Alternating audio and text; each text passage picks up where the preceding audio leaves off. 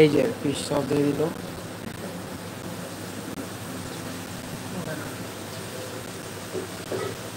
এই তিনটে ingredients add করার পর এখন সামথিং সুগার অ্যাড করবে, কিছু সুগার দিয়ে দিব।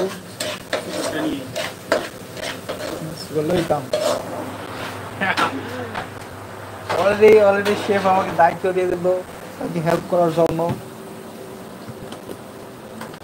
তাক সুগারটা আমি অ্যাড করে দিচ্ছি। তো আপনারা দেখতেই পাচ্ছেন সুগারটা অ্যাড করে দিলাম।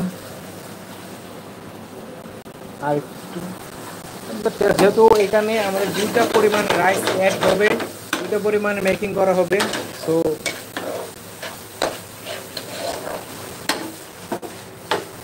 ওই পরিমাণ মতো করে আমরা দিয়ে দিলাম। আর একটু দিন স্যার, স্যার কালারটা আসে না। তো আপনার রাইসটি নাড়াচাড়া দেওয়ার পরে দেখতে পারবেন, বুঝতে পারবেন যখন রাইসের কালারটা না আসবে তখন আরেকটা সয়া সস অ্যাড করে দেবেন। যদিও আপনাদের লবণাক্তটা বেশি হয়, সো ওই পরিমাণে আপনারা একটু সুগার অ্যাড করে ফেলবেন, তাহলে সব কিছু ঠিকঠাক হয়ে যাবে।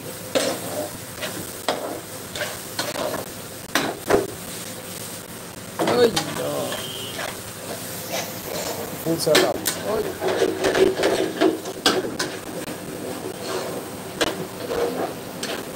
এটা ইন্টারন্যাশনাল, এটা কেউ দেখবে না, এগুলো বাহিরে যায় ইন্টারন্যাশনাল আর কি। আমার লাইফ কেমন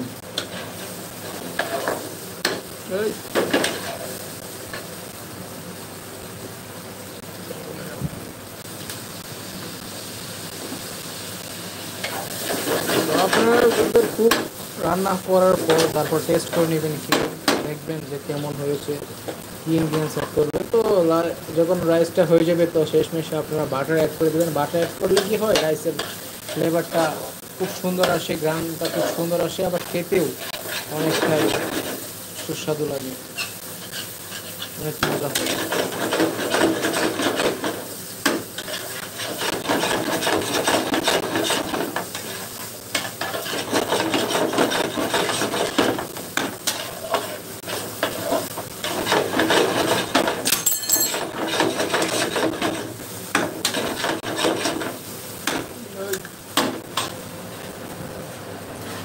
তো বন্ধুরা আপনারা এতক্ষণ দেখলেন যে কীভাবে ফ্রাইড রাইস মেকিং করে। তো আমরা যেহেতু সয়া ফ্রাইড রাইসটা মেকিং করি, সো আমরা আমাদের যে ইনগ্রিডিয়েন্টস ওটা শেয়ার করলাম আপনাদের কাছে।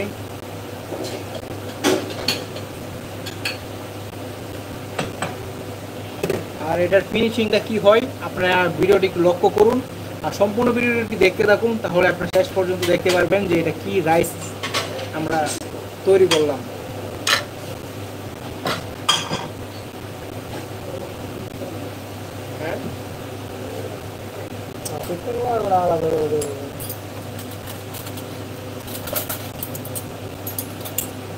তো বন্ধুরা যে যেখান থেকে দেখতেছেন একটু কষ্ট করে কমেন্ট করবেন, আপনাদের মূল্যবান কমেন্টটাই হচ্ছে অনেক কিছু।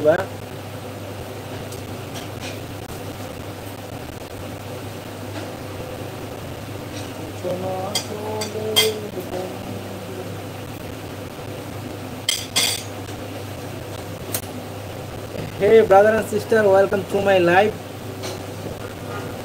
তো যে যেখান থেকে দেখছেন আশা করছি সকলে অনেক অনেক বেশি ভালো আছেন, আপনাদের দোয়া ভালোবাসা আমি অনেক বেশি ভালো আছি।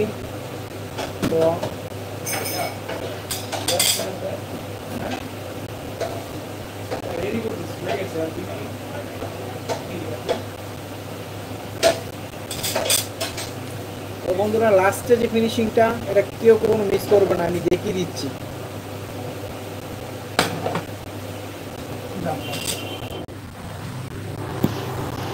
এখন আমার উস্তাদে আপনাদের কাছে